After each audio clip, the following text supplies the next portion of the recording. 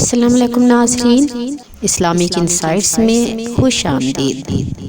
ناظرین کرام، آج ہم آپ کو ایسی تاریخی اسلامی شخصیت کے بارے میں بتائیں گے جن کی اسلامی خدمات بہت ہی زیادہ ہیں، جو کہ شیخ الحدیث، امام تابعین، امام المعبرین کے نام سے جانے جاتے ہیں۔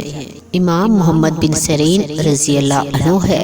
سرکار دو عالم صلی اللہ علیہ وآلہ وسلم کی ارشاد کردہ احادیث طیبات اسلام کے بنیادی ستونوں میں سے ایک ہے۔ ان احادیث مبارکہ کو جرح و نقد سے گزار کر ہم تک پہنچانے کے لیے ایک مکمل سلسلہ موجود ہے۔ اس سلسلہ الذهب میں موجود ہر فرد اپنی جگہ پر خدمات اور تقوی کے اعتبار سے اپنی مثال آپ ہے۔ ناظرین کرام، صحابہ کرام کے بعد تابعین نے علم حدیث کی جس طرح خدمت کی، پوری امت ان کے احسان کی مقروض ہے۔ ان میں شیخ الحدیث امام محمد بن سیرین رضی اللہ عنہ سب سے نمایاں شخصیت ہے۔ آپ کی ذات مبارکہ میں تفقہ فی الدین کے ساتھ ساتھ تعبیر خواب کا غیر معمولی جوہر بھی موجود تھا۔ ایک طرف تو احادیث کے راویوں سے متعلق مکمل علم رکھتے تھے، دوسری طرف عبادت اور پرہیزگاری میں بھی یگانہ روزگار تھے۔ یہ کہنا مبالغہ نہیں ہوگا کہ امام محمد بن سیرین کو تعبیر دانی میں جو مہارت حاصل تھی، اس کی مثال آپ کے عہد اور آپ کے زمانے کے بعد میں بھی کسی بزرگ میں ملنا مشکل ہے۔ آپ کی حیات طیبہ میں بھی یہ معمول تھا کہ اسلامی دنیا میں جب بھی کوئی شخص ایسا خواب دیکھتا کہ علماء اور صلحاء اس کی تعبیر بیان کرنے سے قاصر ہوتے، تو اس وقت وہ محمد بن سیرین کی طرف رجوع کرتے اور آپ اس کی جو بھی تعبیر بیان فرماتے وہ ایسی صائب اور اٹل ہوتی کہ اس کا اثر ظاہر ہونے پر اپنے وقت کے ائمہ اور علماء اور صالحین آپ کی فراست کی داد دیتے۔ آپ کی ولادت مبارک 33 ہجری بصرہ کے ایک موضع جرجیہ میں ہوئی۔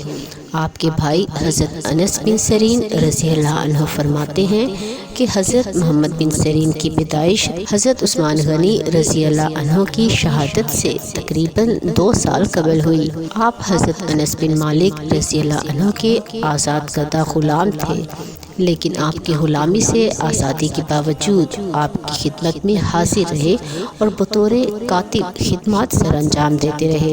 آپ کی والدہ ماجدہ حضرت صفیہ حضرت ابوبکر صدیق رضی اللہ عنہ کی کنیز تھیں۔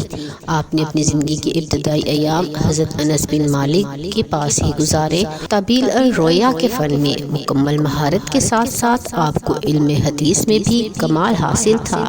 آپ نے حدیث کی روایت، تحقیق اور ثقافت میں ایک ایسا معیار قائم کیا جو بعد میں آنے والے محدثین کے لیے مشعل راہ کی حیثیت سے قائم رہا۔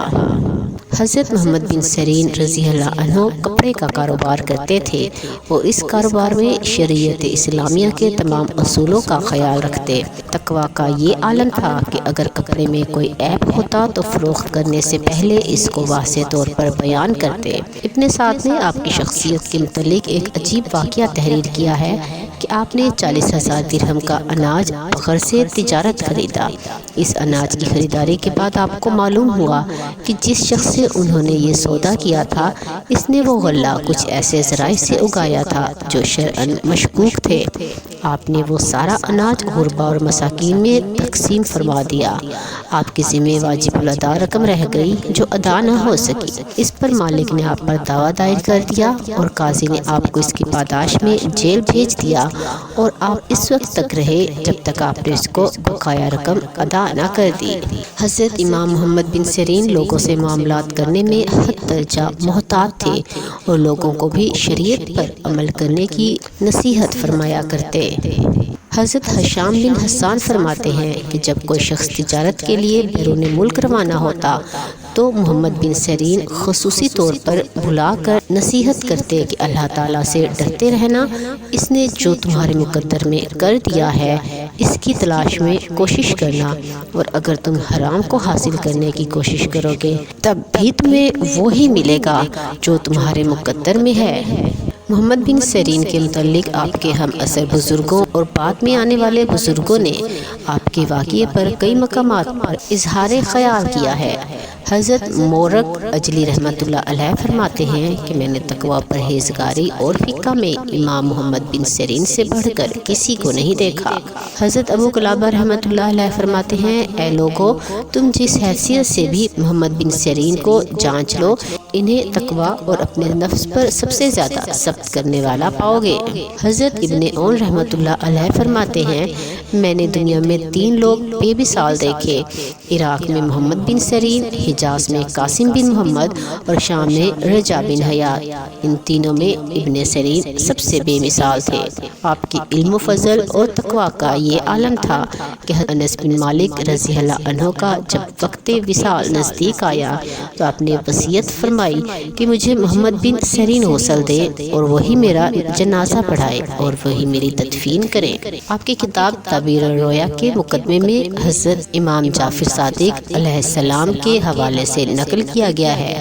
فرماتے ہیں کہ 4 قسم کے لوگوں کی خواب کی تعبیر پوچھنا جائز نہیں۔ ایسے لوگ جو شریعت کے پابند نہ ہوں، عورتوں سے، جاہلوں سے، دشمنوں سے۔